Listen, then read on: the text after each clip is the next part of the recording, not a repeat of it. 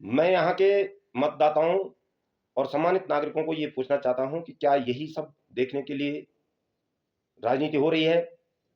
आज जिस भी बात को किया जाए तो भाजपा के लोग सीधे राजनीति का आरोप लगाते हैं, राजनीतिक रोटी सेकने की बात करते हैं। लेकिन कौन आखिरकार सुध लेगा, कौन इस विषय पर बात करेगा कि हमारे रोजी रोटी रोजगार का क्या हो रहा है, हमारे परेशानों, जो लोग पीड़ित हैं, जो जो जो आपदाग्रसित हैं, उनकी लड़ाई आखिर कौन लड़ेगा, उनके हितों की रक्षा के लिए आवाज कौन बुलंद करेगा? ये क्यों भूल रहे हैं भाजपाई लोग कि अगर सत्ता जिस दल को दी जाती है, उस दल की जिम्मेदारी जनहित की रक्षा की है भी कि नहीं है। और अगर उनको ये एहसास करवाया जाता है तो महेंद्र भट्ट जी कह देते हैं कि जो इस प्रकार का माहौल पहाड़ी पहाड़ी करके बोलेगा, बोला तो बोला, क्या हुआ साले, पहाड़ी बोला तो क्या फर्क पड़ा? महेंद्र भट्ट जी, आपको फर्क नहीं पड़ता होगा, लेकिन उन तमाम पहाड़ी शहीदों को फर्क पड़ता है जिन्होंने इस राज्य के लिए अपने प्राणों की आहुति दी है। उनकी आत्माओं को फर्क पड़ता होगा, पड़ता है। आप इस बात को भूल रहे हैं कि ये कितने संघर्षों के बाद ये राज्य हमको मिला। और मैं ऋतु खनूरी जी को भी एहसास कराना चाहता हूं कि वो कतई न भूलें कि वो मेजर जनरल भुवनचंद्र खनूरी जी की बेटी हैं, जिन्होंने इस पहाड़ की आवाज को दिल्ली के संसद भवन में गुंजायमान करने का काम किया है। वो उनके पिता हैं, उनको इतना नहीं भूलना चाहिए। जो वो आज कहते हैं कि ये क्या चल रहा है, ये भाषण की जगह नहीं है। अगर पहाड़ का विरोध होगा तो न सिर्फ लखपत बुटोला बद्रीनाथ के माननीय विधायक जी वहां गुंजायमान करेंगे उत्तराखंड की आवाज को, बल्कि पूरे उन 70 विधायकों को उस बात का विरोध करना चाहिए था। और खनूरी मैडम जो हमारी स्पीकर हैं, जो चेयर पर विराजमान हैं, वो कहती हैं कि कहां जा रही है उत्तराखंड, कहां जा रहा है उत्तराखंड, और कहती हैं कि यहां पर पहाड़ और प्लेन्स की बात न की जाए। तो क्या किया जाए? यहाँ के हितों के लिए, यहाँ के रोजगार के लिए, यहाँ नीति नियंता बनने के बजाय आप लोग उन बातों को कर जाते हैं जिनका कोई औचित्य नहीं रह गया। और प्रेमचंद अग्रवाल जी, आप तो इन चीजों के लिए अब उत्तराखंड की एक पहचान के रूप में उभर चुके हैं कि जब चाहे आप विधानसभा में घोटाले करेंगे, जब चाहे आप अपने परिजनों को लगाएंगे, और जब चाहे आप सड़कों पर यहाँ के पहाड़ियों को पीटेंगे, जब चाहे आप पहाड़ियों को गालियां देंगे। अंकिता बनारी जैसे संवेदनशील मुद्दे पर आप अपराधियों के साथ खड़े होंगे और आपकी सरकार आपको बचाती रहेगी।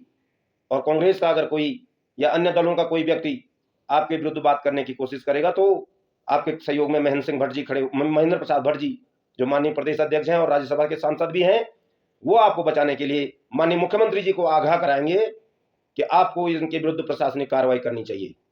कर लो प्रशासनिक कार्रवाइयां, कर भेज लो लोगों को जेल, लेकिन लोकतंत्र की हत्या मत करो।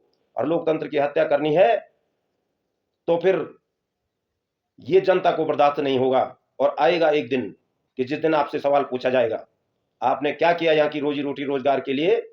आप लेके आए कानून के नाम पर यूसीसी रिलेशनशिप लेके आए, और उसके ऊपर से आपने उसको दबाने के लिए वो कानून का जो जुमला जनता के बीच में छोड़ा, वो कितना सशक्त है वो जनता उसका अध्ययन कर रही है, समझ रही है इन सारी चीजों को, और आपके नकाब को एक दिन निकाल के रखेगी।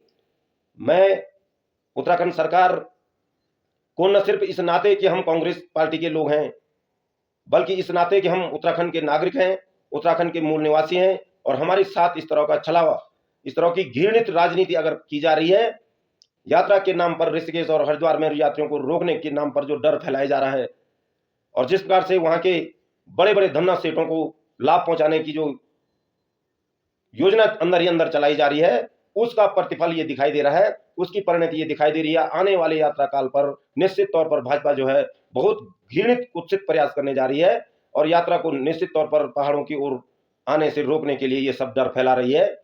और विधानसभा में भी यही डर का माहौल, नगरों, शहरों और बाजारों में भी राजनीति करने वालों को डरा करके, ताकि कोई आवाज न बुलंद कर पाए और यहाँ की रोजी रोटी और रोजगार के लिए कोई न कहे, इसके लिए आप लोग ये कुत्सित प्रयास कर रहे हैं। ये सब कितने दिन चलेगा?